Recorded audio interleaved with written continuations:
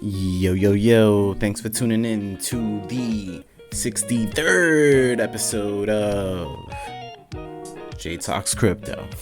And in this episode, I'm going to be talking about, is stock to flow bullshit? Is this motherfucker plan B full of shit? What the fuck is going on? I saw this fucking chart. That shit said it was going to a fucking $1 million. That shit said it would be 100K by now. I thought I'd be rich, and I'm fucking broke. What the fuck is going on? Fuck you, Plan B. You got me wrecked. Oh man.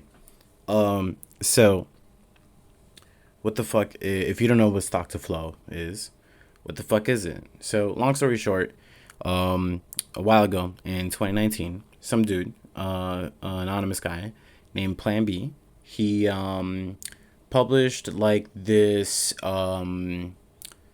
this model that based off of past price action and compared with the supply schedule of Bitcoin, the price that this model like laid out followed the real world price action very closely.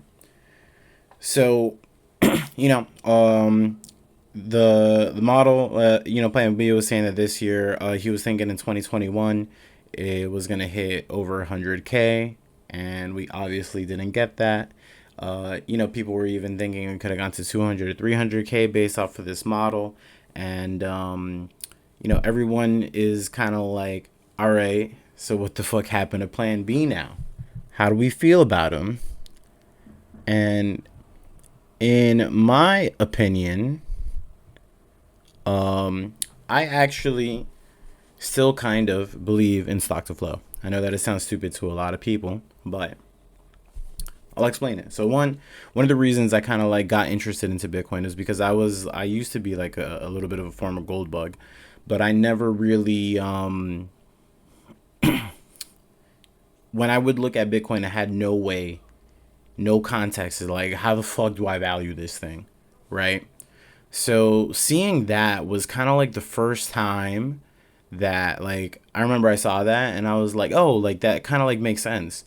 Obviously, like you can't take it as fucking gospel, because it's a model, and you know, like I feel like people think that like models are supposed to be like 110% like accurate or some shit like that, but like that's not really how it works. I have a little bit of a background in advertising, so I'm gonna give you guys like a little bit of an anecdote. If you were to like make some sort of advertising campaign, you would, if you just did it based off like whatever data is in your head, you would probably have very, very bad ad campaign. If you just went out and you spoke to some random people in like a mall or something like that, to get some data based off someone who you might think is your customer, even though like you didn't conduct that data gathering exercise, even though you like the data that you got was probably not in the most ideal statistical way where you can actually make a good decision, it's still better than what you had before. I know that that was a little bit complex, a little complicated, but the example is just like, yo, if you go to the mall, just talk to some random people, and then make your campaign based off of that data. It would be significantly better than if you were to just not talk to anybody. So that's kind of how I think about the stock to flow model. So it's not going to give you like a super accurate price prediction. It just kind of like gives you like a way to measure digital scarcity. A way that like it's like some people call it a meme, and I do think that like the stock to flow is kind of like a meme. And models are useful for different things. If you're trying to trade off of this model where you need it to be so accurate where it tells you on the day what the price is going to be, then you're probably using the model wrong. It doesn't mean it's a bad model. It just means you're probably using it wrong. The model is just supposed to give you some sort of insight, some sort of insight that you can take an action on. And the action that I took was like, I'm gonna start slowly accumulating to this thing because it's clearly going up over time.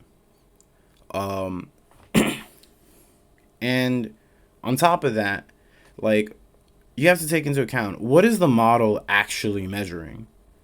So one of the things that I think about is, you listen to like conversations about like gold. No one lived long enough to see all of the natural confusion that would have happened in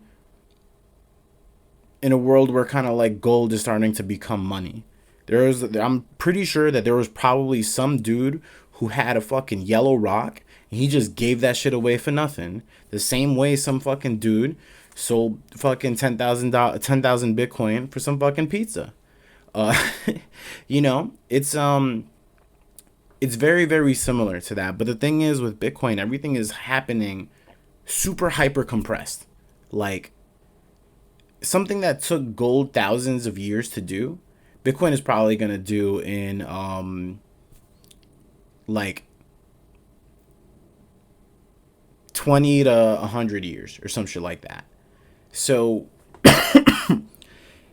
it just you really need to like take that into account. And like one of the things that I think is actually pretty fucking interesting is that, like, if you take the market cap, like, don't take the Bitcoin price, take the entire market cap, the total crypto market cap, which I think topped out around 3 trillion, right? And now divide that by 21 million. So if you take the 3 trillion market cap, which was, I think that was the market cap at the top. I'm not going to look it up because I'm too lazy. And it doesn't matter what the price was. If it was over 2 trillion or 2.5 trillion or whatever market cap the top was, the point still stands. And so if you take 3 trillion and divide it by 21 million, you get about a $143,000 price, just about. If that market cap were to be all sucked into Bitcoin, that means that Bitcoin would be around 143K. So with the thing that I said earlier, with kind of like in the confusion of like watching gold monetize, how do we apply that to this situation, to the world that we live in today? And the way that I think about it is that, like, I think that it's the stock to flow is kind of like a model that, in a way, models digital scarcity as a whole. So, because and then if you look at Plan B's graphs, if the price is kind of like, even now, like, I think the market, this one I will look up, we're at 1.2 trillion. If you were to divide that by 21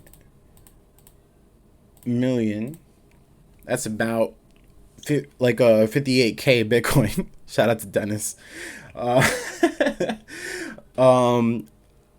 So that kind of is like in line with my original prediction that I had kind of like before 2021. And like, to give you some context, my prediction was that we were going to have a typical cycle where we peak in November, December, and then like there's like a drawdown until the next halving.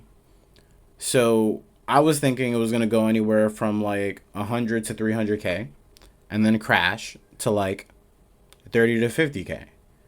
So if you look at the market cap and you divide that by 21 million,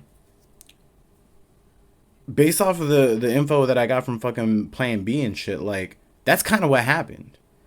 And then the question you got to ask yourself is like, okay, so then why the fuck are you dividing the market cap by 21 million? And it's just like, to me, it's like, that's the signal. Like, that right there is the signal. So it's just interesting to see that, like, if you just were because it's like the only way to like account for the all of the confusion that would like arise in this situation is like, why do people need digital scarcity? You know, most people need digital scarcity, or you know, want digital scarcity because they want something that's not easily controlled by somebody else.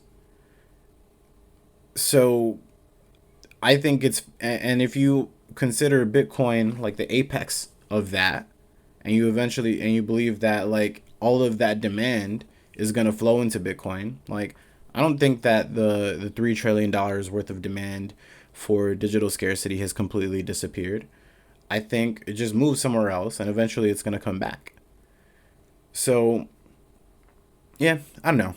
Like I said, this shit is probably kind of dumb, but I just think it's interesting, because to me it is interesting that if you were to take that entire market cap and divide it by 21 million, and nobody would be fucking shitting on Plan B right now if that's what happened. Absolutely nobody, because like if it went over 100K, he would have been cool with it. Everyone would have been like, "Oh, it hit it. It's within this guy's models." Even though his model originally did call for 50K. Uh, yeah, it is what it is.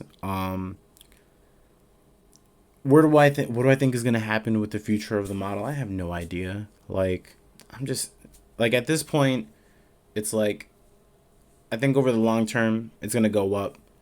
After we didn't hit 100K in 2021, I personally just admitted defeat, where it's like I ain't hoping for shit after the halving. Like I'm gonna stay humble, stack, build, and chill. You know, live my life. Not really do anything else other than like what else we gonna do? But yeah. Anyway, this video is getting kind of long, kind of dumb, and kind of ranty. So